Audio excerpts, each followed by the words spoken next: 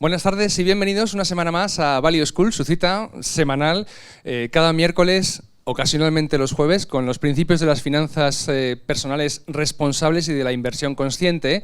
Y bueno, me hace muchísima ilusión, lo acabo de comentar ahora antes de que me dieran la señal de que empezamos, que en una calurosísima tarde de verano madrileño tengamos la sala pues a rebosar. Así que muchísimas gracias, nos confirma que esto tiene demanda, que hay interés, que la gente se quiere formar y nada nos puede hacer más felices porque bueno, pues el propósito de Value School es precisamente ese.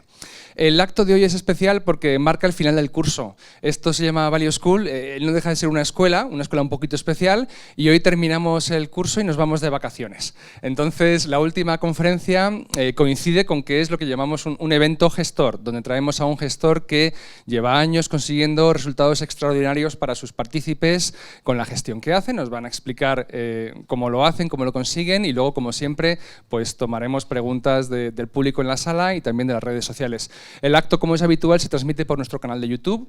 Buscan ustedes Value School y allí nos encuentran.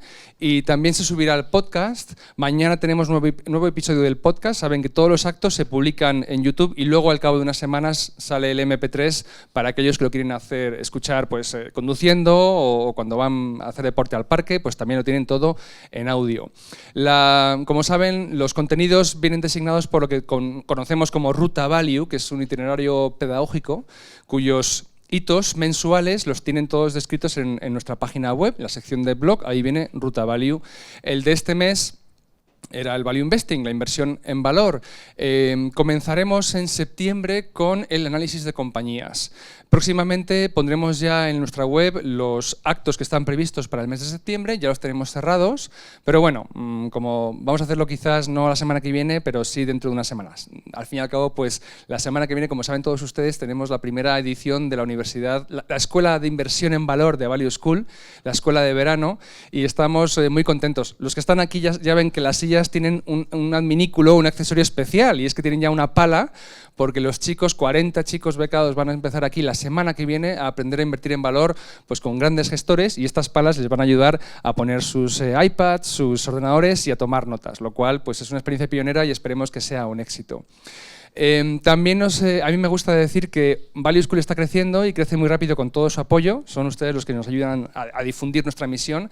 Y tenemos hoy, mi compañero y director de Value School, Gonzalo Recarte, está ahora mismo en Zaragoza, en el primer acto público de Value School.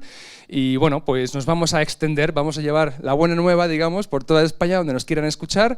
Y si ustedes que oyen en casa o que están aquí en presencial conocen de alguna, no sé, cámara de comercio, auditorio, banco, caja, alguna instalación que pueda acoger como anfitriona un acto de estas características, pónganos un email o llámenos y estaremos encantados de llevar ahí un panel de gestores y de gente interesante para hablar de la gestión independiente en España, de la inversión en valor y del ahorro como pilar de todo ello.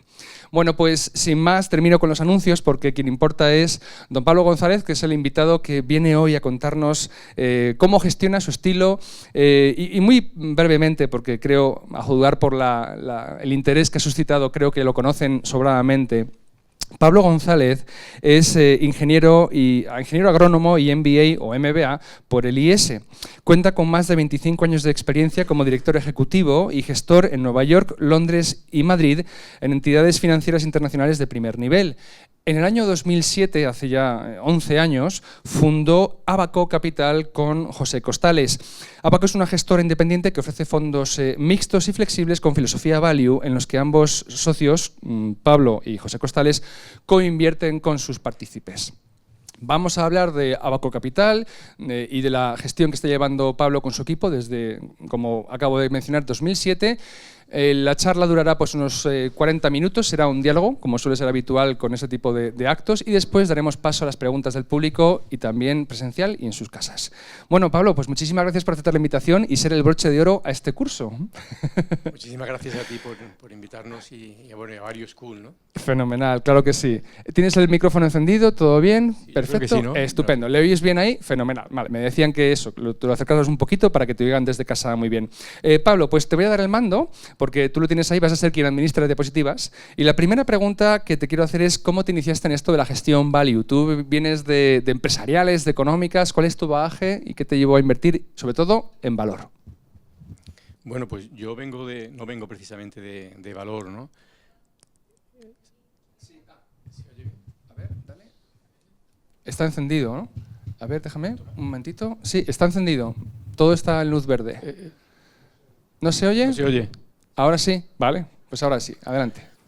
Pues yo no vengo para nada del Value. De hecho, soy ingeniero agrónomo, que de hecho me iba a dedicar a industrias agroalimentarias, era mi idea, ¿no? Y hice un máster en el IES y por casualidad pues entré en el mundo de las finanzas, ¿no? La casualidad es que me gustaban las matemáticas y se me daba bastante bien, y entonces a raíz de eso pues empecé a sacar buenas notas en los cursos de opciones, futuros, derivados, y a raíz de eso pues empezaron a ofrecerme trabajo en el mundo financiero, ¿no? Y entonces en el mundo financiero pues he hecho muchas cosas distintas. Empecé haciendo derivados, básicamente mi primer trabajo era empezar la mesa de derivados en el Banco Santander, y ahí pues lo que nos dedicábamos era hacer trading a muy corto plazo y arbitraje. Casi todo el tiempo lo pasábamos, el dinero lo ganábamos haciendo arbitraje. Arbitrábamos pues acciones contra futuros o futuros contra opciones, o sobre todo cestas, ¿no? Porque al principio, bueno, Mercedes también estaba allí, lo que más donde había volumen era en los índices solamente, ¿no? Luego me mandaron a Nueva York, y en Nueva York pues estuve trabajando también 2 años con Santander, y ahí empecé a tomar posiciones propias.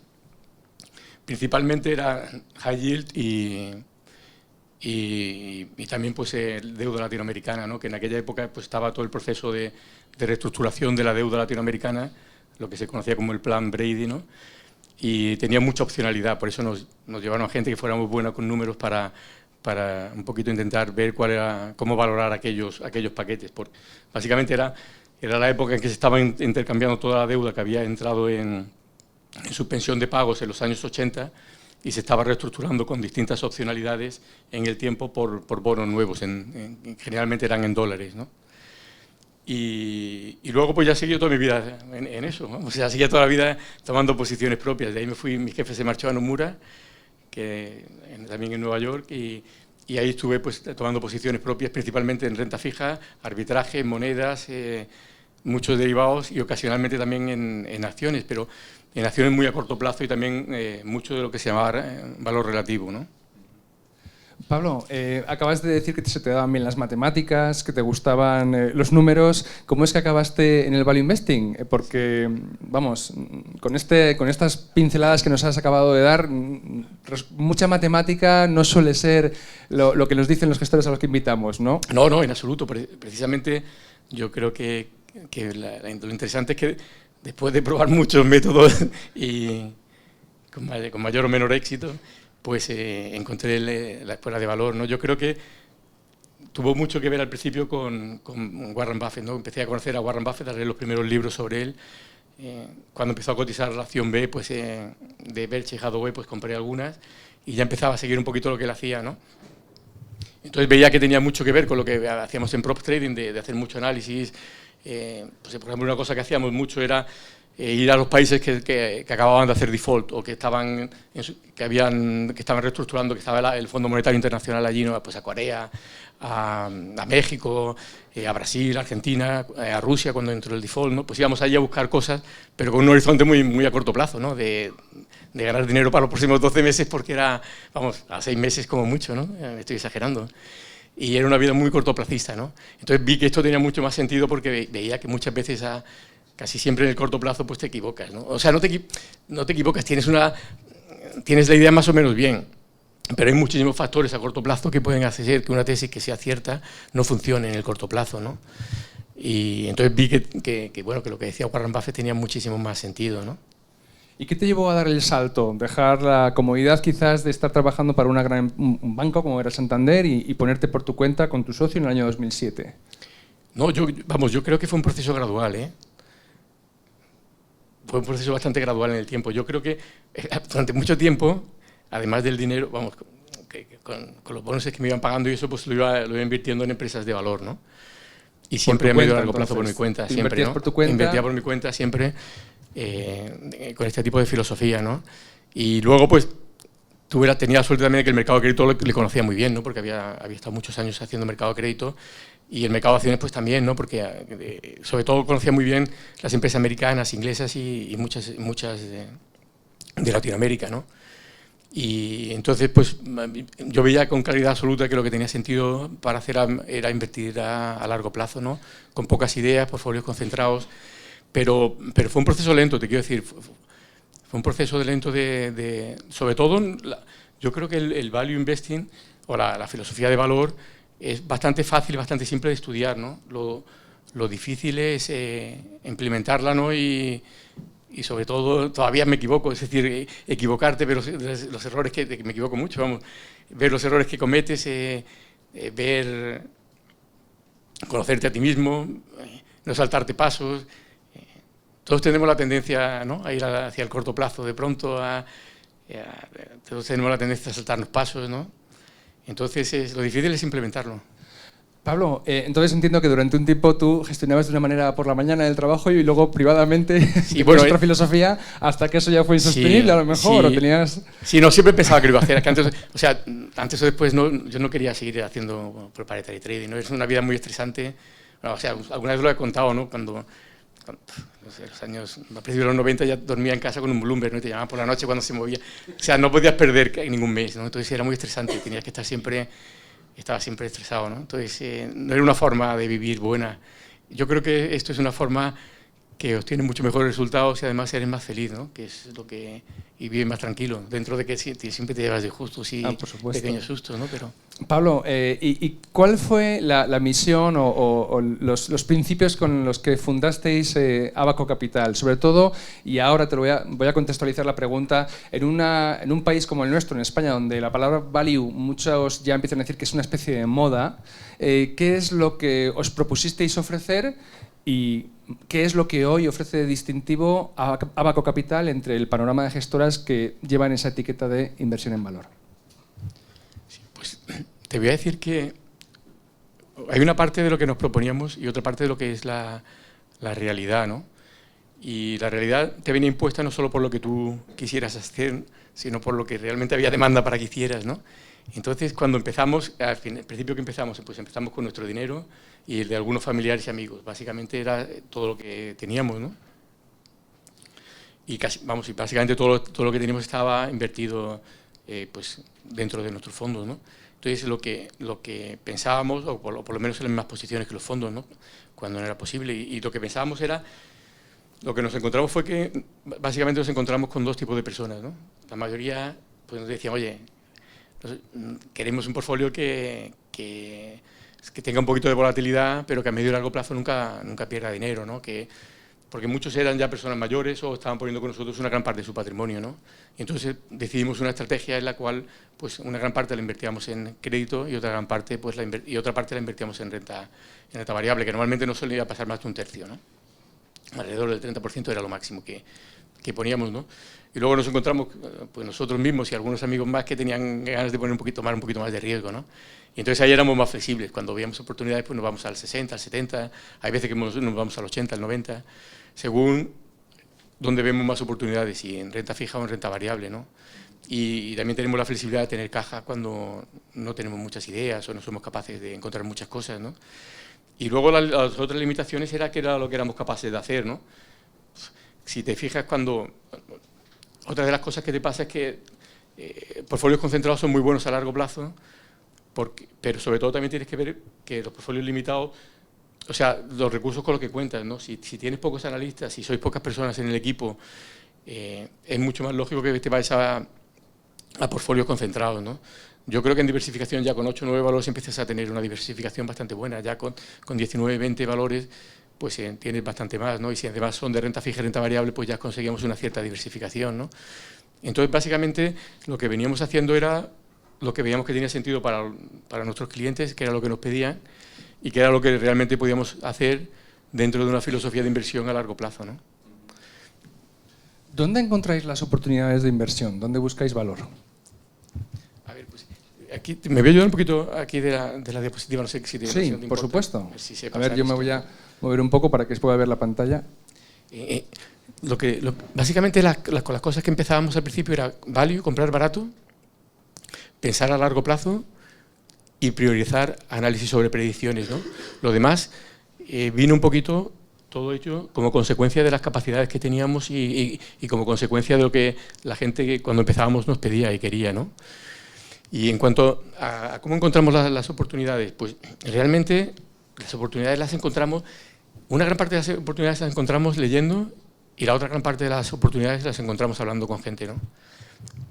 O sea, yo creo que una cosa bastante buena pues hay dos tipos de foros que nos gustan mucho, ¿no? Por ejemplo, los foros Value que organiza Cristian, que son fabulosos, o como el que se organiza ahora en Escandinavia, como el de España, como el que se organiza ahora, Chicho organiza ahora en Italia, que son muy recomendables porque son es una comunidad de inversores donde normalmente te juntas 80 o 90 personas y intercambian muchísimas ideas, ¿no? Hay otro foro que yo también recomiendo mucho, que es el de Manual of Ideas, que organiza ahora siempre pues, en junio en Zúrich, que también es muy recomendable, porque también son 40 50 inversores a intercambiar mejores prácticas, a intercambiar ideas, ¿no? Entonces, yo creo que una gran parte de las ideas las consigues hablando con gente, ¿no? También otra cosa que hacemos mucho es ir a eventos de small caps, ¿no? Muchos eventos, pues en Ginebra suele haber uno, en España, en Italia, pues ir a eventos de small caps a ver muchas empresas, ahí también consiguen muchas ideas, ¿no? Y la otra cosa es leyendo. Leyendo es lo que más tiempo pasamos, ¿no? Y las ideas muchas veces las consigues en el periódico, pues en el Wall Street o en Expansión, cuando ves que hay una noticia de una empresa que ha caído un 30% o un sector que está muy poco de moda. Y luego pues hay también revistas especializadas en inversión como el Manual of Ideas, que yo creo que es muy recomendable, que tienen también pues como ciento y pico ideas todos los meses, que bueno, pues muchas te las vas saltando, vas pasando, pero pues mira, pues este sector lo conozco, a ver, voy a empezar a investigar y voy a empezar a mirar más cosas, ¿no? Yo creo que eso, Value Insight, hay muchas publicaciones que también, y luego muchas publicaciones sectoriales, ¿no? Y yo creo que es de donde sacan las ideas generalmente, vamos, más que de filtros, al final termina sacando de hablar con otros inversores y de ver empresas y de leer. Pablo, creo que nos has preparado unas diapositivas sobre vuestro proceso, ¿verdad? Que te gustaría comentar un poquito más detalladamente. Bueno, si os parece interesante, sí, vamos. Por supuesto que sí. Yo simplemente, como idea, sí que me parece que es interesante para la gente que... Claro que sí. Pues vamos, simplemente aquí un poquito lo que contaba al principio, ¿no? De cuáles son los principios que tenemos, ¿no? Y gestionamos fondos flexibles, las coberturas. Básicamente nosotros no intentamos predecir, como decimos aquí antes, con lo cual solamente ponemos coberturas si pasan dos cosas, ¿no? Que estén muy baratas y que realmente ese mercado, en nuestra opinión, esté sobrevalorado, ¿no? Predecir hacia dónde va un mercado pensamos que es prácticamente imposible, pero sí que es posible valorarlo, ¿no? Y ver pues dónde está ese mercado con relación a dónde ha estado en los últimos 20, 50 años, ¿no? Y entonces te puedes hacer una idea de realmente si está muy caro o está barato, ¿no? Y si está caro y puedes encontrar coberturas baratas, o bien porque la volatilidad está barata, o bien porque el coste de fondeo del corto es barato, pues sí que intentamos cubrir ese riesgo, ¿no? Y luego pues portfolios concentrados, ¿no? Que ya digo, normalmente suelen ser 20 acciones y 20 bonos, ¿no? Creemos que es diversificación suficiente, pero al mismo tiempo también es un número no tan grande de acciones como para poder estar enfocado, poder seguirlas, poder entender realmente lo que estás haciendo, ¿no?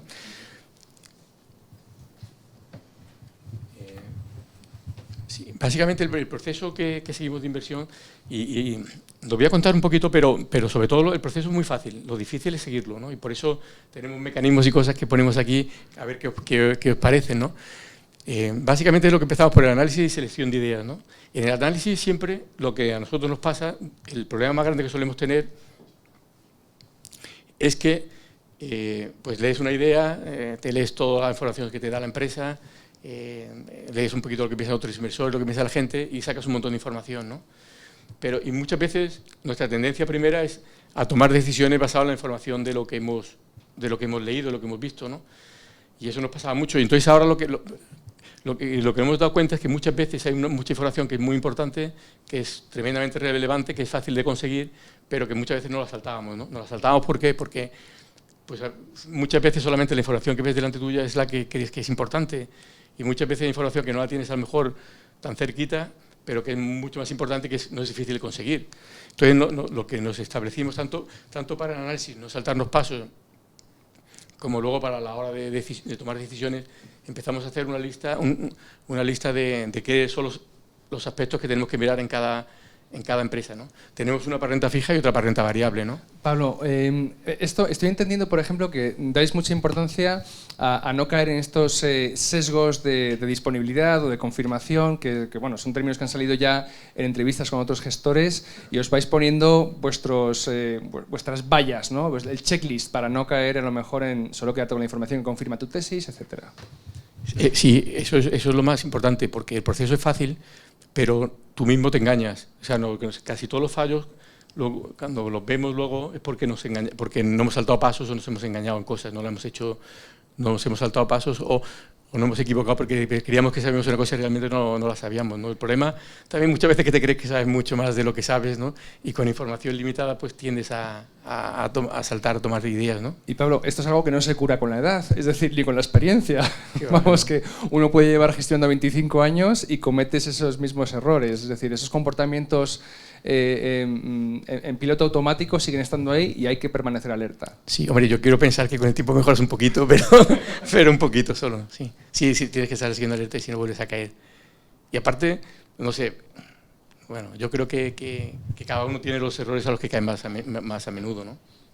Muy bien, pues perdona la interrupción, volvemos si quieres, al proceso que estabas comentando. Esto seguramente corresponde a lo que pone aquí en la transparencia de second thinking, ¿no? Sí. Yo creo que sí. Luego lo que hacemos es entender los grandes riesgos. Bueno, si queréis, vemos un poquito rápidamente lo que son los checklists y luego si queréis vamos a lo demás, ¿no? Bueno, por cierto, saben todos que las diapositivas de los ponentes están disponibles en SlideShare, en nuestra propia página web donde se anuncia el evento, tienen un enlace donde se va a la plataforma para descargar el PowerPoint, con lo cual si no lo pueden leer ahora, lo pueden tener en casa tranquilamente. Sí, este es un extracto de lo que hacemos en renta fija. Básicamente aquí sí que faltan muchas de las cosas que miramos más. Estos son solamente ejemplos. Cada uno, lo que vamos haciendo es cuando vamos aprendiendo también de errores, vamos poniendo más cosas que se nos han olvidado o cosas nuevas que vamos aprendiendo, ¿no? Pero básicamente estos sí que son aquí en renta fija las cosas que miramos más, los 6 riesgos que miramos, ¿no? El riesgo de liquidez, estas son algunas de las características, preguntas que nos hacemos, hay más. El riesgo de solvencia, el riesgo de estafa, el riesgo de que el valor de los activos se reduzca con el tiempo, riesgos estratégicos, ¿no? Los riesgos estratégicos aquí no los miramos tan a fondo, los miramos, le dedicamos tiempo, pero si el bono tiene 4 o 5 años, pues lo que nos interesa es más o menos que veamos con claridad los próximos 4 o 5 años estratégicamente, no tenemos que meternos con mucha más profundidad como en renta variable, ¿no? Y luego, lo que es muy importante, dedicamos mucho tiempo a ver en qué parte de la estructura de capital estamos y en qué características tiene la deuda y en qué parte de la empresa estamos, ¿no? Porque aquí sí que hay que dedicar mucho tiempo. No es lo mismo si es una empresa holding, pues estar en la empresa holding, que estar a lo mejor en alguna de las subsidiarias y sobre todo, también depende en qué subsidiaria estés y qué activo hay en cada una de las subsidiarias. Porque en caso de que hubiera una suspensión de pagos, pues tú tienes tu capacidad de recobrar dinero, va a depender mucho de los activos sobre los que tú puedas controlar, ¿no? Y eso va a depender mucho de en qué empresita estés o en qué parte de la estructura de capital estés colocado, ¿no? También dedicamos aquí mucho tiempo, bueno, pues si hay covenants, no hay covenants, si hay garantías, qué garantías hay, quién está delante tuya, quién está detrás, ¿no? Pablo, una aclaración para nuestros oyentes. El hecho de que en vuestros fondos tengáis deuda, para una cartera de gestores value no es muy frecuente, ¿verdad? Entonces, ¿por qué pensáis que aporta valor para vuestros partícipes o por qué mejora vuestra gestión? Sí, hombre, la verdad es que no es muy frecuente, no siempre hay valor en renta fija, es verdad, pero sí que creemos que a largo plazo pues una cartera de crédito bien seleccionado y relativamente barato pues lo hace mejor, ¿no? que un índice, ¿no? o que una cartera que no esté bien seleccionada, ¿no? Pero sí que, por ejemplo, no sé, pues Oaktree pues empezó haciendo renta fija, es una gestora que está considerada value, ¿no? El propio Warren Buffett ocasionalmente una gran parte de sus posiciones la ha tomado en el pasado en bonos, ¿no? Tanto de high yield como investment grade como convertibles, ¿no? Es decir, sí que ha habido sobre todo en Norteamérica, yo creo que sí que ha habido muchas. El propio Seth Klarman ocasionalmente toma posiciones muy grandes de renta fija, ¿no? yo creo que sí que se ha hecho, ¿no? Es verdad que no siempre las hay y ahora mismo es muy difícil encontrarlas, ¿no? ¿Dónde busca valor un inversor como eres tú en renta fija actualmente? Pues en renta fija realmente es muy difícil encontrar valor, ¿no? Tienes que ser muy paciente. Luego, vamos, si queréis comentamos alguna idea, pero básicamente es difícil ahora. Tienes que irte a lo mismo un poquito que en acciones, ¿no? Empresas que estén castigadas porque el mercado tenga miedo, tengan problemas en el corto plazo.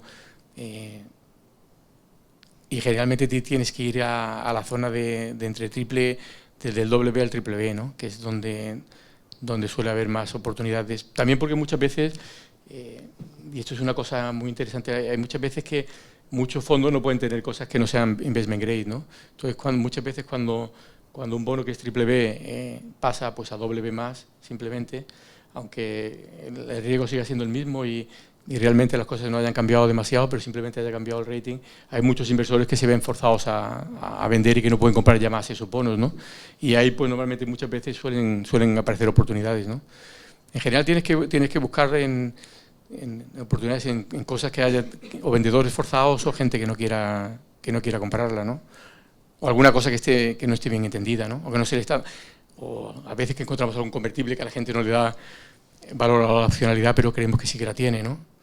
Hay muchas veces que encontramos algunos ejemplos de los que tenemos ahora. En concreto tenemos un bono que nos parece que es muy, muy interesante porque tiene mucha opcionalidad, pero está muy out of the money, ¿no? Y la gente tiene todavía 5 años y la gente no le da casi valor, pero es un valor que realmente tiene una opcionalidad, un valor de opcionalidad muy grande y que fácilmente puede ponerse in the money en un año o dos, ¿no?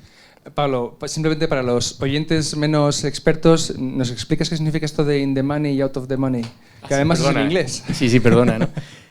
Bueno, sí, los convertibles normalmente pues tienen, quizás sea un poco técnico, pero los bonos convertibles pues tienen normalmente la característica de que te están pagando un cupón como un bono de renta fija normal y corriente, pero los convertibles tienen una característica especial que es durante la vida del bono, generalmente suele ser la vida del bono, pero bueno, en general suele ser un plazo que suele durar varios años, de 3 a 5 años, y durante ese plazo tú puedes cambiar tu bono por acciones de la empresa a un precio determinado, ¿no?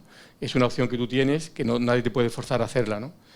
Entonces, cuando digo in the money o out of the money, básicamente lo que depende es ese precio al que tú puedes cambiar.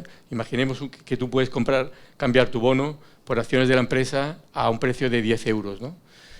Cuando el precio de la acción está a lo mejor a 8, quiere decir que no te interesa convertirlo porque claramente perderías dinero, ¿no?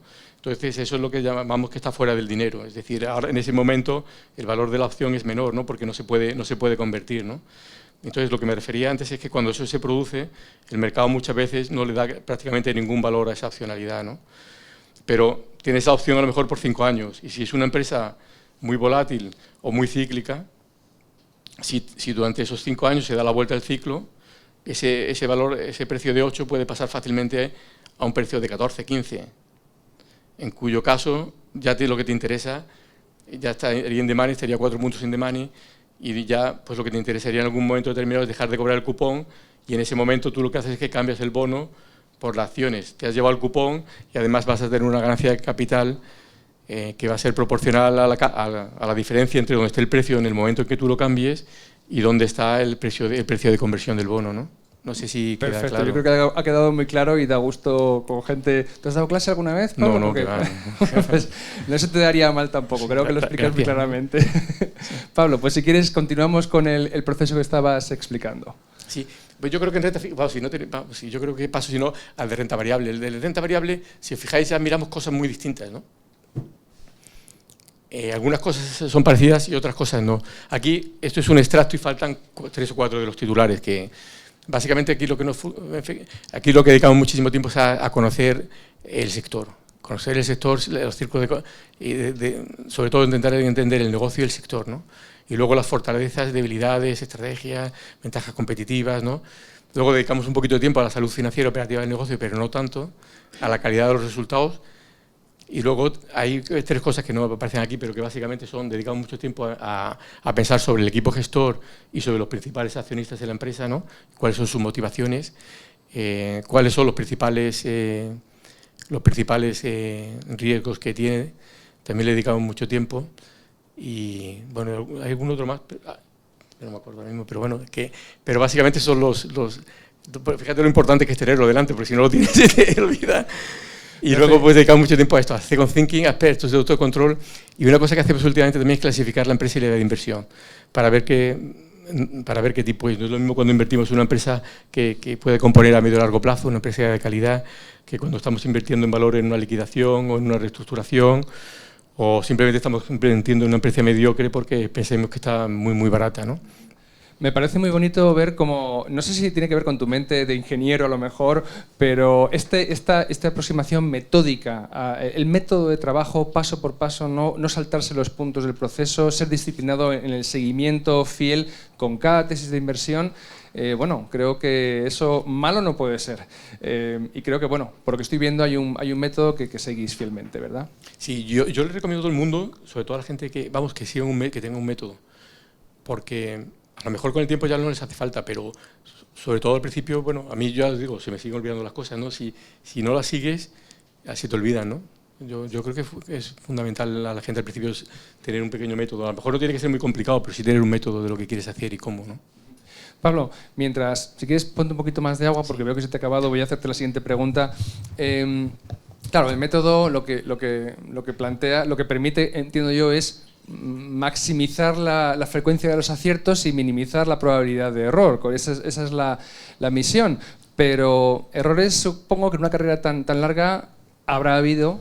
¿Tienes alguno que recuerdes, quizá dolió mucho o la lección fue muy buena, la que aprendiste después? Sí, joder, mira, sí hemos tenido muchos errores, ¿no? Vamos, y seguimos teniendo muchos errores. Muchos, voy a hablar de alguno del pasado, aciertos, ¿no? Que errores.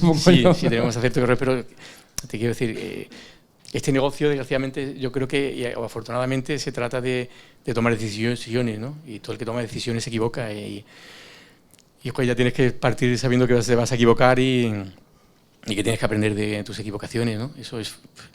Entonces es lo más importante, aprender de donde te has equivocado, ¿no? Yo creo que, por ejemplo, el error más grande que cometimos en renta fija fue comprar bonos de Portugal Telecom. Tenemos una posición muy pequeñita, un 0,7. No, en realidad no es en Portugal Telecom, porque hicimos muy bien el análisis y compramos una cantidad pequeñita de bonos de una de las subsidiarias que tenía garantías. Y era la mejor garantía, porque era el Estado de San Pablo. Estaba garantizado por todos los activos del Estado de San Pablo, con lo cual estábamos tremendamente bien protegidos en caso de que hubiera una suspensión de pagos, ¿no? Pero, ¿en qué nos equivocamos? Pues nos equivocamos en que era ley brasileña, ¿no? Entonces, lo que pensábamos que eran que esas garantías nos iban a dar una ventaja muy, muy importante sobre el resto de los bonistas, realmente luego no, en la corte brasileña no era así, ¿no? Realmente casi tenías que llegar al acuerdo que el juez quería y que dependía no solamente de la tenencia de bonos, ¿no? Eso no, pues ahí una de las lecciones que aprendimos es que tenemos en el checklist ahora es ver bajo qué legislación están los activos.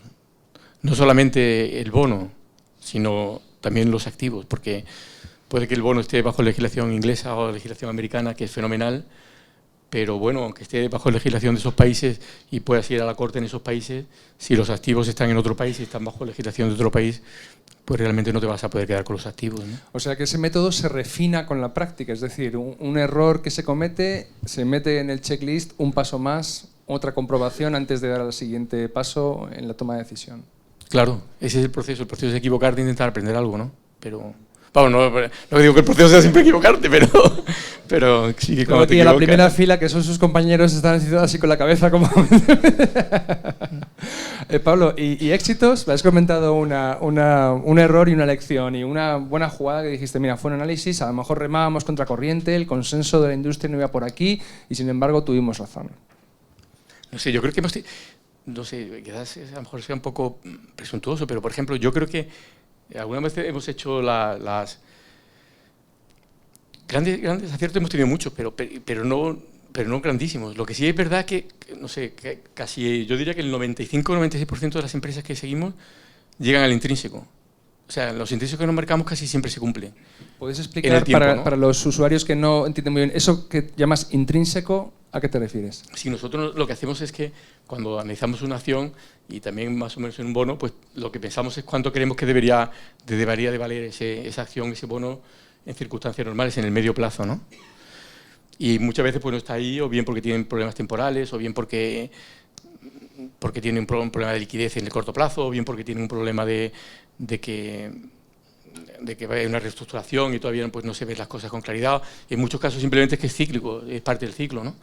Y entonces, pues nosotros lo que intentamos es ir a 3 años y decimos, bueno, dentro de 3 años, ¿cuánto creemos que tiene que valer este abono o esta acción, ¿no? Y entonces con eso nos marcamos lo que pensamos que razonablemente va a valer, ¿no? Entonces, un porcentaje como el que mencionabas de un 95%, es que tenéis buen ojo para valorar una empresa. Vamos. No, tenemos buen ojo, te quiero decir, no. Lo que hacemos es el proceso y el proceso si lo sigues, normalmente te aciertas mucho más que te equivocas. Terminan llegando las empresas hombre, a lo mejor no, te quiero decir, algunas que han tardado 4 años en llegar, ¿no? Pero bueno, algunas han tardado mucho tiempo, ¿eh? No ha sido fácil, pero sí, al final terminan llegando. Y luego cosas así espectaculares que hayan multiplicado por 5, pues no hemos tenido. Sí que hemos tenido muchas que hemos multiplicado por 2, por 3, pero nunca hemos hecho grandes así, apuestas de estas que Pablo, es fundamental, dices que las empresas pueden tardar 4 o 5 años en llegar a esa valoración que habéis determinado después de seguir el método. Entonces, entiendo yo que el partícipe tiene que entender esto y tiene que saber dónde se ha subido y qué debe esperar de la gestión y cuánto tiempo esperar, ¿no? ¿Hacéis algún esfuerzo pedagógico, educativo? Porque, claro, ¿cómo filtráis a los partícipes o cómo les decís, muy bien, encantado de viajar con usted en este trayecto, pero que sepa que aquí pasan estas cosas y tiene que esperarse, tiene que ser paciente, ¿no? Sí, yo creo que eso es fundamental, ¿eh? Yo creo que todo el que quiera dedicarse a este negocio tiene que intentar hacerlo, ¿no? Y que, no sé, nosotros lo decimos, yo creo que le decimos a la gente que viene con nosotros que en renta fija tiene que esperar por lo menos 3 años, ¿no? Y que en renta variable, pues lo ideal es que 4 o 5 años, ¿no? Como mínimo, ¿no? Pero es verdad que hay que hacer mucho más esfuerzo y con todo, bueno, yo creo que aquí José y Mercedes tienen mucha más experiencia que yo, podrían comentarlo mejor que yo, pero no creo que no es fácil y creo que la gente no lo entiende. Y muchas veces te dice que lo entiende, pero bueno, ellos tienen más experiencia que yo, ¿no? Pero hay muchos que sí, pero no todo el mundo lo entiende. Tampoco creo que al final Value Investing sea para todo el mundo, ¿no? ¿Por esto mismo? ¿Te refieres? Sí. Te lo digo porque esto es una cuestión que ha salido aquí recurrentemente, ¿no? Cuando hablamos, por ejemplo, de grandes inversores como Peter Lynch y paradójicamente la mayor parte de los partícipes no tuvo la rentabilidad, no disfrutó esas enormes rentabilidades que le generó, pues porque entran, salen, juegan al market timing, se asustan y se comen la pérdida cuando deciden liquidar su posición. Y aquí, claro, la labor educativa de Value School consiste en enseñar a quienes opten por la inversión en valor que deben entender este tipo de proceso porque es a lo que, bueno, es como está invirtiendo el gestor. Sí. Yo hace poco tiempo leí un artículo, que creo que lo tengo por ahí, que sobre un fondo norteamericano que a 20 años había tenido, creo que había compuesto al 16%, y los partícipes en el fondo habían perdido dinero, de media. Fueron una cosa espectacular, ¿no? Es que es paradójico, porque claro, y eso parece reforzar esa idea de que la bolsa es un casino, de que entras y pierdes la camisa, y claro, la gente se mantiene fuera. Sí, pero yo creo que eso sí que es muy difícil, es muy difícil, ¿no? Es muy difícil convencerlos, ¿no? Y yo creo que hay gente que entiende y que piensa a largo plazo y gente que no. Y creo que la gente se puede educar, pero no sé si todo el mundo, la verdad, va a pensar así a largo plazo, ¿no? Muy bien. Pablo, ¿querrías comentar alguna diapositiva más antes de ceder el...? Si queréis ya brevemente el resto del proceso, vamos, simplemente por si vamos a terminarlo, ayuda, por supuesto que sí. No sé si pasa para... Si no funciona, ya te la paso yo desde aquí. No te preocupes, porque se está... A ver, se estaba como reiniciando. Ahí está. Pues sí, mira, yo creo que después de que pasamos todos los filtros y todo, al final lo que hacemos para comparar es un método muy sencillito. Básicamente lo que hacemos es los intrínsecos que tenemos. Normalmente una cosa que aconsejamos es no tener un solo intrínseco, tener un rango de intrínsecos y hacer un árbol de probabilidades, ¿no? Tener por lo menos 3. Y al final nos quedamos con el mayor y con el menor, ¿no? Y con ese, básicamente, a la hora de tomar decisiones tenemos una lista, vemos los descuentos sobre el intrínseco, pero vemos también otros factores, como es qué grado de convicción tenemos o no en esa empresa, ¿no? Y también, pues, qué tipo de situación es la que estamos jugando, ¿no? Y con esa información, pues, ya hacemos lo que llamo hojas comparativas, ¿no? Yo creo que tienes que tener un poquito de hojas comparativas porque al final una parte nuestra, nos guste o no, se trata no solamente de analizar, sino también de seleccionar las inversiones, ¿no? Y quizás la mejor forma de hacerlo es comparar una idea contra otra, ¿no? Comparando ideas quizás sea la forma mejor el coste de oportunidad al final quizás sea la mejor forma de decidir, ¿no? Luego, pues el grado de convicción y el descuento, ¿no? Y ya digo, el coste de oportunidad al final es lo que creemos que es mejor, ¿no? Y luego la gestión de riesgo. Ahí lo que hacemos es lo que comentaba antes, ¿no? De vez en cuando cubrir cuando vemos un riesgo muy grande en la cartera y que lo podemos cubrir de una forma barata, ¿no? Y luego pues intentar diversificar la cartera de vuelta basado en los mismos criterios que tenemos ahí, ¿no? Eso es de forma muy rápida un poquito el proceso simple que nosotros utilizamos, ¿no? Que cada uno puede utilizar uno cualquiera, ¿no? Pero yo sí que creo que es bueno que todo el mundo tenga un pequeño proceso. Muy bien. Pues son ahora menos cuarto, llevamos ya pues unos 3/4 de hora, con lo cual creo que es un buen momento para dar paso a las preguntas del público en la sala y también a las preguntas del público desde sus casas en redes sociales. Así que, ¿quién quiere formular la primera pregunta aquí en la sala? Levanten la mano y les pasamos el micrófono. Ahí al fondo de la sala hay una pregunta, muy bien. Voy a tomar el teléfono donde me van a pasar mis compañeros las que nos vengan de YouTube o de Twitter. Hola, buenas tardes. Quería saber si Abaco en qué plataformas se comercializa y quería también hacer un pequeño comentario, una opinión de alguien que lleva 28 años siguiendo fondos y conoce muy de pasada Abaco, por lo cual debe haber un problema no tiene nada que ver con la gestión económica, sino a lo mejor con la publicidad, porque siendo, creo, una buena gestora, no se le oye mucho. Yo creo que estamos en las plataformas que estamos son, creo que sí, Inversis, ¿no? Y creo que si, pronto vamos a poder estar en Allfund, ¿no? Creo que todavía no estamos, pero si todo va bien, pues a lo mejor en unos meses vamos a poder estar en Allfund, ¿no? Sí, y vamos, en cuanto a publicidad, es verdad que no hemos hecho mucha, ¿no? Siempre ha sido, bueno, han sido familiares y amigos y poco a poco, boca a boca, ¿no? Hemos ido creciendo poco a poco, ¿no? Pablo, ¿qué es para los oyentes que conocen quizá menos qué es Allfunds? Bueno, Mercedes o José podrían explicarlo mejor que yo. Yo no lo sé muy bien, pasamos la pregunta porque se suba aquí Mercedes dentro de un rato. Pero yo creo que básicamente es una plataforma de comercialización y creo que es la más grande en España, ¿no? Donde se pueden comprar y vender la mayor cantidad posible de fondos, pero la verdad es que no lo conozco muy bien. Vale, bueno, sí, lo que quería dejar claro era que, por ejemplo, alguien que te esté escuchando y que esté trayendo tu estilo de inversión no va a encontrar el fondo, no va a ir a su oficina de Bankia o del Santander a comprarlo, ¿no? No. No está a la venta en la red bancaria. Yo creo que no está a la venta en ningún banco, ¿no? Tienes que abrir participación en la gestora o poder comprarlo a través de alguien que esté en Inversis, ¿no? Pero sí se puede hacer a través de vuestra página web, que vayan a Abaco Capital y ahí ya habrá un teléfono donde se puede informar y hacerse partícipe, le mandéis una documentación, etcétera, ¿verdad? Sí. Bueno, pues ya que el caballero que ha preguntado decía que no se hace mucha publicidad, vamos a hacer publicidad. Muchas gracias.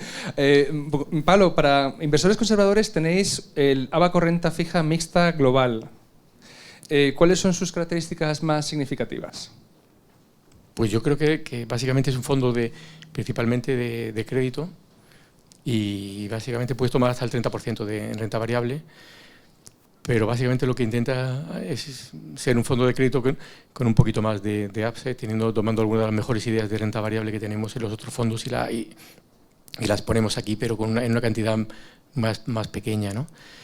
Y es bastante oportunista en el sentido que puede tener caja de hecho hay muchas veces que tiene 20 o 30% en caja, ¿no? Cuando no hay oportunidades, y básicamente suele tener unos 20 bonos. Yo creo que esas son las características más. Muy bien, pues valga este minutito de explicando un fondo para hacer un poquito de publicidad de los productos de la casa. ¿Quién tiene la siguiente pregunta? Adelante. Haya salido un par de ellas. Gracias. Hola, buenas tardes. Me gustaría preguntarle, según su visión y su experiencia, ¿cómo ve el escenario considerando pues, la amenaza de la guerra comercial, bien sea amenazas o que realmente se haga algo? ¿Cómo puede perjudicar las inversiones de las empresas? Porque ya hemos visto que hay empresas que están dejando de hacer inversiones o hacen profit warnings. ¿Y dónde cree que va a haber oportunidades en los próximos años? Gracias. Muchísimas gracias por la pregunta. Es bastante difícil de contestar, pero la verdad es que nosotros no intentamos hacer mucho predicciones. No sé si te sirve de ayuda lo que estamos intentando hacer ahora, pero estamos intentando mirar tres cosas. Estamos mirando el sector automóviles, que bueno, tenemos ahí una empresa de componentes, pero estamos mirando los productores directamente porque vemos que están cayendo mucho, ¿no? Vemos que están también cayendo mucho las empresas de transporte marítimo, sobre todo las de carga, y contenedores y carga, ¿no? Esas son las que más están cayendo, estamos mirándolas también para ir acumulando poco a poco. Y estamos mirando también 4 empresas en México ahora mismo, porque también creemos que es un mercado que como consecuencia de NAFTA, como consecuencia del riesgo de las elecciones presidenciales, empieza a haber empresas de mucha calidad que están muy baratas, ¿no? Nosotros no creemos que podamos predecir lo que va a pasar con Trump, ¿no? Lo que sí que queremos es que probablemente estos sectores están castigados y no sabemos si es el momento de entrar ahora o no, pero sí que son momentos de empezar a mirar y empezar a comprar poco a poco, ¿no? Porque aunque en el corto plazo no sabemos lo que va a pasar, pero probablemente no creo que los efectos van a ser más... los mercados tienden muchas veces a exagerarlos y a hacerlos más fuertes en el corto plazo de lo que luego son en el medio y largo plazo, ¿no? Yo si tuviera que apostar, que no apostaría, creo que a medio y largo plazo, pues sí, a lo mejor el comercio mundial puede caer un poquito, pero el comercio mundial va a seguir fuerte y yo no creo que, a lo mejor pues en vez de crecer al 3-4% como está creciendo, pues tenemos un año o dos que no crece, ¿no? Pero no veo que el comercio mundial se vaya a parar ni que Trump lo pueda parar por él solo, ¿no? Creo que esto va a producir volatilidad, va a producir movimientos y yo creo que en general van a ser oportunidades para buscar empresas buenas de calidad que el mercado venda, ¿no? No sé si te sirve de ayuda, porque pero no te puedo decir tampoco mucho más, ¿eh? Muy bien, muchas gracias. Creo que había una pregunta justo al lado. Sí, yo quería hacer un par de preguntas concretas sobre su cartera, 2 posiciones, Aritzia y TK. No sé cómo lo ven y sobre todo si en Aritzia se mantiene la tesis y con las caídas ha cogido más, ha comprado. Sí, te cuento, básicamente en ambas, bueno, si quieres empezamos por una, ¿no? Una de las dos, cualquiera, ¿no? Empezamos por esta. Yo creo que ahí lo que tenemos dos cosas. Una que la principal posición que tenemos es en bonos, es en un híbrido, ¿no? El híbrido, pues, básicamente está cotizando a los 66 o por ahí, ¿no?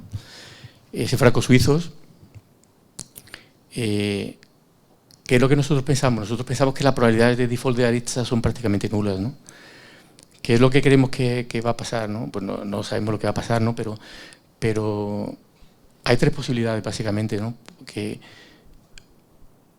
Una, bueno, no sé si la gente se conoce la historia, pero bueno, básicamente lo que pensábamos en un principio es que básicamente pues el EBITDA, la parte más baja de la reestructuración, pues iba a estar en torno al 11%, ¿no?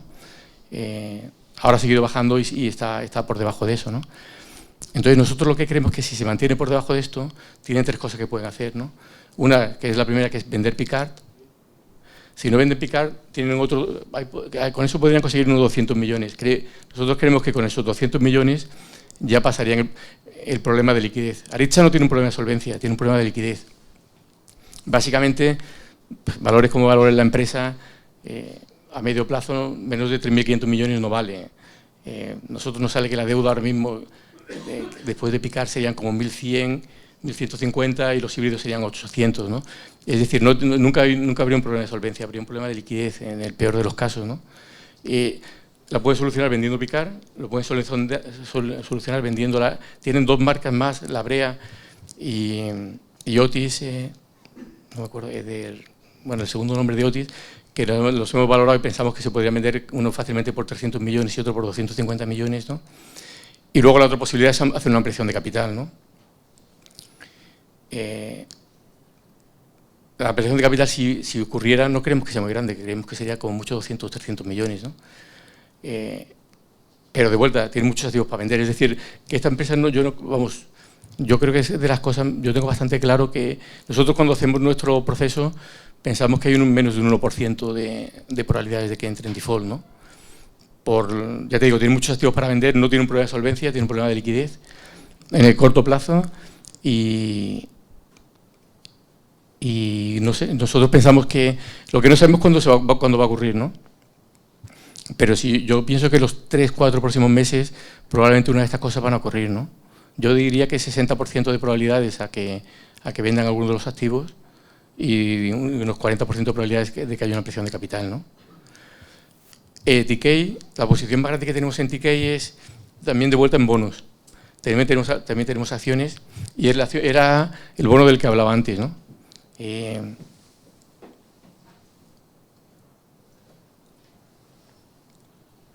Yo creo que TK tiene una opcionalidad enorme.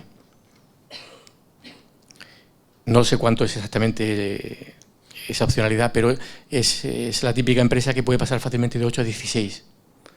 Y yo le daría por lo menos un 50% de probabilidades de que eso pase en los próximos 3 años, ¿no? El plan de inversiones va muy bien. Y la cosa bonita de este bono es que básicamente vamos, tampoco quiero contarlo mucho, pero básicamente no estás pagando nada por la opcionalidad, ¿no? Pero no sé si te aclaro más o menos las dos ideas.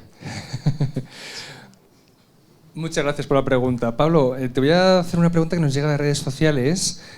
Jorge Martínez, que nos está viendo, pregunta: ¿por qué cree usted que los grandes inversores que invierten a largo plazo prefieren la renta fija?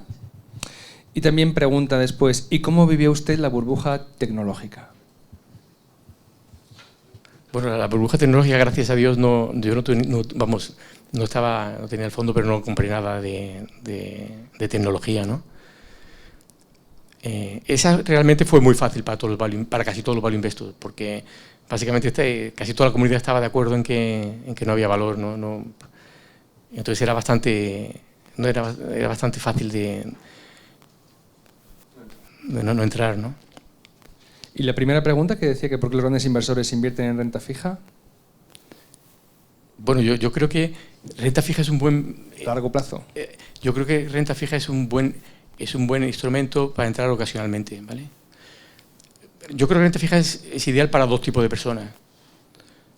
Para el inversor oportunista, cuando se producen momentos de distorsiones, porque en el mercado de crédito se producen momentos de distorsiones, el ciclo crediticio es probablemente uno de los ciclos más fuertes que haya.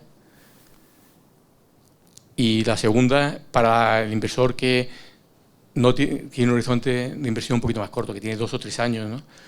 Porque es verdad que la volatilidad es un poquito más baja, ¿no? Entonces te permite un poquito preservar más. Si vas a tener gastos en el corto medio plazo, yo creo que tiene también ventajas sobre la renta variable, ¿no? Pero yo creo que esas son básicamente las únicas dos ventajas de la renta fija sobre la renta variable, ¿no? Y yo creo que los inversores lo utilizan principalmente, los grandes inversores lo utilizan principalmente para eso, ¿no? Para las ideas de los próximos 3 años y luego para jugar muy bien las oportunidades a lo largo del ciclo, sobre todo el ciclo crediticio. Muy bien. Otra pregunta en sala, por favor.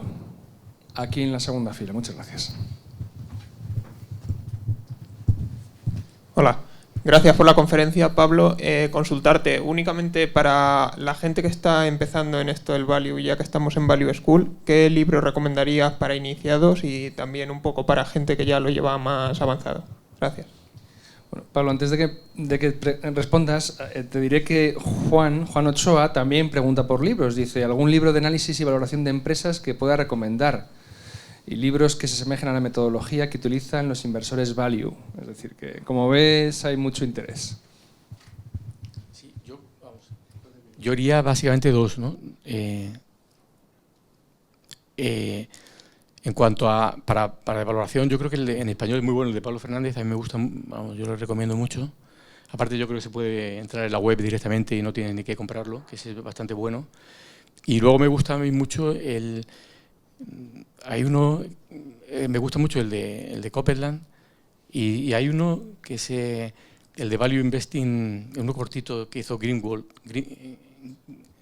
que es un pequeñito muy cortito sobre valoración y casos y ejemplos, que yo se lo recomiendo a todo el mundo. Yo creo que es muy bueno, ¿no? Porque aprendes muy bien con él y te enseña todos los conceptos de valoración, ¿no?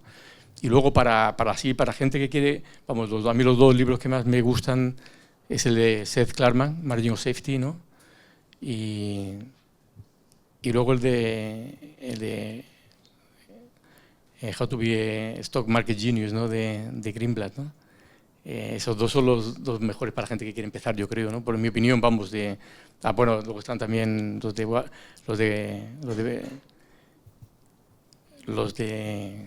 Benjamin Graham y, ¿no? Los clásicos de siempre, pero para mí esos son los mejores, ¿no? Muy bien, ¿hay alguna pregunta más en la sala? Pues hablando de libros, yo creo que, bueno, te has traído uno que nos quieres presentar. Bueno, por cierto, los oyentes que estén escuchando ya tienen lectura para los meses de verano. Vamos, yo creo que esto es, no sé si era lectura para piscinas y playas, pero desde luego para varios meses tienen material de sobra. Sin embargo, aparte de que esos libros son muy, muy interesantes, tiene un favorito. Pablo González, ¿verdad? Bueno, yo creo que de los que he leído últimamente, este es el que más me ha gustado, ¿no? Y has releído, porque me dijiste que lo estabas releyendo. Sí, lo he leído 3 veces ya. La educación Puedes enseñarlo, porque creo que no lo han visto, para que lo capte la cámara. La educación de un inversor value. Que por cierto, será el próximo título en la colección que editamos con Deusto, en la colección nuestra de obras fundamentales de la inversión en español, así que en octubre estará aquí su autor presentando el libro, con lo cual lo podéis leer en español dentro de unos meses, o si no podéis esperar, ahora se puede comprar en inglés. Sí, yo creo que es un libro magnífico, sobre todo para los procesos de conocerte a ti mismo, aprender de tus errores, crear una cultura, crear un ambiente en el que puedas tomar decisiones con tranquilidad y pensar, ¿no?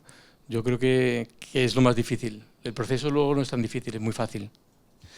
Recordaré, el título es The Education of a Value Investor, la educación de un inversor en valor, de Guy Spear. Y bueno, pues va a estar en español y lo he traído para que toméis todos muy buena nota, o tomen todos ustedes buena nota, porque él es tan bueno, le parece, que ya hasta lo ha releído. Muy Pablo, bueno. como sabes que aquí nos preciamos en editar libros, no quiero pasar la oportunidad de anunciar este que se editó la semana pasada, lo publicamos, que estuvieron aquí los compañeros, los autores de Quiet Investing, que es la guerra financiera asimétrica de esta casa, de Value School. Está a la venta en Amazon y aquí en papel, si alguno lo quiere ya. A la venta está. Fantástico libro sobre gestión pasiva, cómo indexarse y ganar la guerra a largo plazo. Pero quiero hacerte entrega de este libro porque obsequiamos a los que venís desinteresadamente siempre a compartir vuestra experiencia con nosotros un título de nuestras colecciones. Este es para ti, de Johan Norberg, Progreso, que demuestra que el mundo va mejor.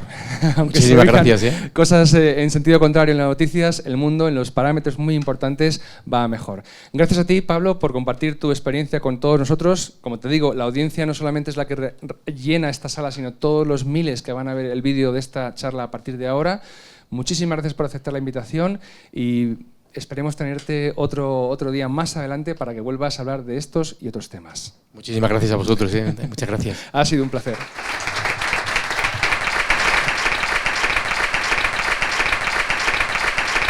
Y muchas gracias a todos ustedes por una vez más, una semana más, no faltar a la cita que tienen con los principios de la inversión consciente y las finanzas responsables en Value School.